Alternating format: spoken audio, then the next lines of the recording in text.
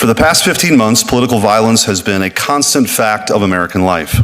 We've seen arsons and bombings, armed ambushes and assaults, sniper attacks and mass shootings, riots, and violent mobs on our city streets. We are faced with only two paths. Either we confront this political violence and end it, or it will end us. And I can think of no better person to introduce this topic than the late Charlie Kirk himself. Behold, it's not the first time it's happened, but we'll show the video as you're speaking. Tell us everything that went on. In a hall of solemn faces, the gavel fell. Order to the storm. A senator spoke of a nation bleeding not from thieves, but from believers who traded ballots for bullets, dreams for detonations. He painted a country trembling under firelight, where ideals marched in masks and fury wore conviction like armor. Names became echoes: Trump, Kirk, Kavanaugh, symbols in a saga of vengeance and faith gone blind. The chairman's voice thundered, "This is no chaos of chance, but a creed of destruction clothed in justice." He told of cities once proud, now shadowed by smoke, of laws mocked and children mourning fathers of courage. The chamber listened, half in outrage, half in fear, as the tale unfolded like a dark hymn to democracy's fragility. And when his final words fell, "Either we end this, or it ends us," silence reigned, heavy as history itself. To order. Hearing for today is on politically violent attacks and the threat to our constitutional order. I'll give my opening statement, then we'll go to the ranking member, and then after we might do a second round of opening remarks, introduce the witnesses, swear you guys in, and then get rolling with questions. For the past 15 months, political violence has been a constant fact of American life. We've seen arsons and bombings, armed ambushes and assaults, sniper attacks and mass shootings, riots, and violent mobs on our city streets. We've seen assassinations, we've seen murder, we've seen death. None of this is random. It's organized, coordinated political terror. The people behind this violence are not common street criminals. They're not driven by money or drugs or gangland turf disputes. They're determined, militant extremists who wield violence for political ends. They know that their vision would never win at the ballot box, so they've chosen terrorism instead. They know their ideas could not win in the marketplace of ideas, so they shoot up the marketplace. Last year, President Trump survived not one, but two assassination attempts. In Butler, Pennsylvania, he escaped a sniper's bullet by a centimeter in a split second. Only weeks later, in West Palm Beach, another would-be assassin camped out for 12 hours in the brush outside of Trump International Golf Club, armed with a loaded rifle, burner phones, a GoPro, hoping to finish the job. Less than 2 months later, a healthcare CEO was gunned down in cold blood on a New York street by a left-wing extremist who called his victim a parasite who had it coming.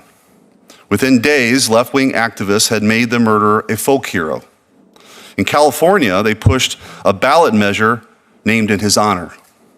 A poll taken 10 days after the murder found that nearly half of very liberal Americans had a favorable view of the killer, whereas just 8% of very conservative Americans felt the same. Then came an all-out war on immigration and customs enforcement. Across the country, federal officers were hunted like prey. They were attacked, surrounded, ambushed, and shot at. Their facilities were firebombed. There were arrests for arson, for assault, for violent threats and doxing, but the violence continued to escalate. On July 4th, 11 members of an Antifa terror cell carried out a coordinated ambush on an ICE facility in Texas. They arrived in 2 vehicles, loaded with semi-automatic rifles, handguns, Molotov cocktails, body armor, and encrypted radios. Their gear was painted with the circle A for Antifa. They detonated fireworks to lure officers out into the open and then opened fire and kept shooting until their guns jammed. One cop was struck in the neck and critically wounded while racing to respond.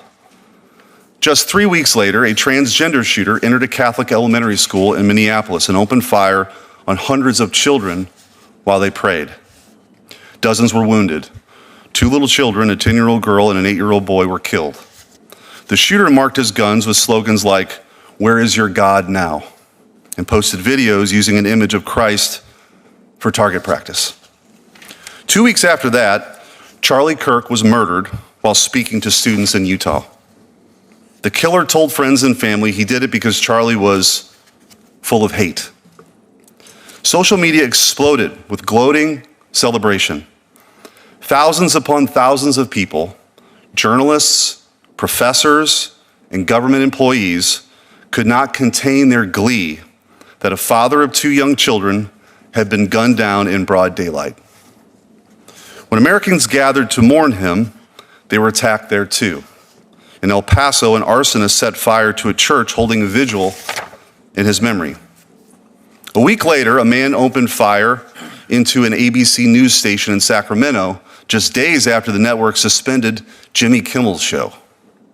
Police found anti-Trump writings in his car and a handwritten note that read, "Patel, Bongino, and Pam Bondi, they're next." And just last week, an anarchist radical was arrested for placing a $45,000 bounty on Pam Bondi, posting an image of the Attorney General with a sniper dot on her head. The caption read, "Wanted, dead or alive, preferably dead." A week after the ABC shooting, a sniper opened fire on an ICE facility in Dallas, killing multiple people. Investigators recovered shell casings etched with the words anti-ICE. And this month, a man who flew across the country to murder Justice Brett Kavanaugh received a sentence of just 8 years. He brought a gun, ammunition, a knife, duct tape, and zip ties to kill a sitting Supreme Court justice in his own home while his wife and kids were present because he didn't like the way he might rule on gun control or abortion. This is the nature of political violence in America today. It's driven by a system far larger than the people who commit the act itself. We've seen this system in action. We have not forgotten what happened in 2020. 5 years ago, violent mobs burned and looted their way through our cities. The press called the riots mostly peaceful, though. Ivy League academics celebrated them as righteous acts of resistance. The wealthy corporations in the world donated billions to keep them going. Vice presidential candidates bailed rioters out of jail. Prosecutors declined charges. Judges released arsonists and anarchists just hours after their arrests. The same public health experts who banned funerals and shut down churches declared mass protests justified because racism is a public health crisis. Politicians reserve their outrage not for criminals torching police precincts, but for the officers trying to defend them. The largest cities in the nation slashed their police budgets by hundreds of millions of dollars, unleashing a deadly wave of violent crime on a scale not seen in decades, the largest single-year increase in murders in more than a century. The activists on the ground claimed to be revolutionaries fighting the powers that be. But the truth is, they were backed by the full force of the ruling regime. The mobs that torch cities, the radicals who ambush ICE agents, the activists who terrorize judges at their homes, all of them are foot soldiers in the same regime. A regime whose foundational ideology is that we're born either as victims or oppressors, and is the duty of revolutionaries to impose their vision of equity upon us all. This sustained campaign of violence is explicitly and specifically political. It is motivated by a distinct and fanatical ideology, rabidly anti-American, anti-Western, and anti-civilization itself. It is a worldview that indicts the United States as an illegitimate nation born in evil. By now, most Americans have heard this language. It has dominated our public life for years. These are not fringe ideas any longer. They have not just been tolerated, but actively embraced, repeated, and amplified through the largest megaphones in our country. To my friends on the other side of the dais who may take offense with these categorizations, how often have we heard Democrats praise these radicals for their idealism? How many elected officials have called riots the language of the unheard? The violence stalking our streets today is a feature, not a bug. There is an evil but consistent logic to it. It's the natural and logical result of the ideology itself. If the violent element's ideals were so praiseworthy, then the system which obstructs their fulfillment is to blame. And why work within a blameworthy system for praiseworthy ends? To these people and this movement, the only acceptable goal is the destruction of the system and its leaders. The central idea of every revolutionary project is that utopia must be achieved through any means necessary. If you truly believe that Charlie Kirk is an existential threat to your safety, and you've bought into the nonsense that words are violence, then silencing him by any means could seem necessary. If you believe that mass migration is an inalienable right, then opening the floodgates to uncontrolled immigration, tearing down the border and attacking those who defend it might look like justice to you. If you believe that America was conceived in murder and built on stolen land, then you feel no moral obligation to respect and obey its laws.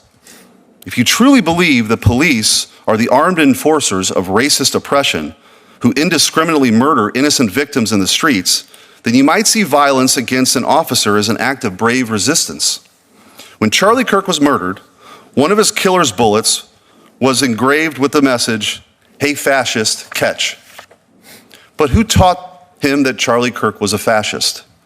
Who convinced him, I should say, that Charlie's hate made his murder a righteous act? Who told him over and over again that people who believe what Charlie Kirk believed are threats to our democracy? He didn't invent that worldview. He learned it, as did each and every one of the arsonists, assassins, and militants who came before him. Perhaps the people in power who said these things didn't really believe them, but clearly some of the people who listened to them did. And now they are taking those ideas to their final logical conclusion. Enough. We are faced with only two paths. Either we confront this political violence and end it, or it will end us. And I can think of no better person to introduce this topic than the late Charlie Kirk himself. I'm going to show a quick video before we go to the ranking member of him speaking on this precise subject, and I hope everyone would listen closely and heed his warning. Now on Thursday, more violence from the radical left, this time directed at Turning Point USA and their group on the campus of UC Davis. Here with more, Turning Point USA founder, CEO Charlie Kirk. It's interesting, we were texting, about a week ago, and I kept saying, you know, it takes a lot of courage for you and your group and these young kids to be setting up in these hostile environments on college campuses. And, you know, lo and behold, it's not the first time it's happened, but we'll show the video as you're speaking. Tell us everything that went on. Yeah, it's shocking stuff, and it's a pattern now. We're seeing this happening on more and more campuses. So at the University of California, Davis, our brave Turning Point USA chapter was set to host Brandon Tatum as a Prove Me Wrong event. Goes up, sets a table. Anyone can go and have free speech and dialogue if they disagree. Antifa showed up, full masked, black outfits. They came in, took our gear, destroyed our tables, basically made the students had to flee, and the police did nothing to intervene, nothing whatsoever. Our courageous students had such resolve and fortitude that after this incident happened, they regathered and tried to do the event still about an hour later, but it wasn't the same, of course. This is after one of our Turning Point USA students at University of Texas, Dallas, had a bike lock thrown at her and actually had to be hospitalized for this treatment. Sean, we are seeing a disturbing pattern from the radical left, and we have data to now support it. According to the National Contagion Research Institute, 48% of left of center respondents say that it's justified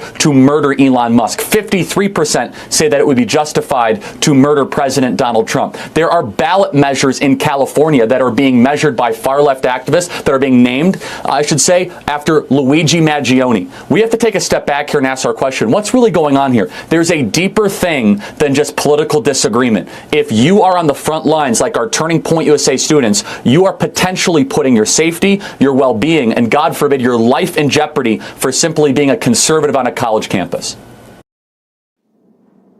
Ranking Member Welsh. Thank you very much.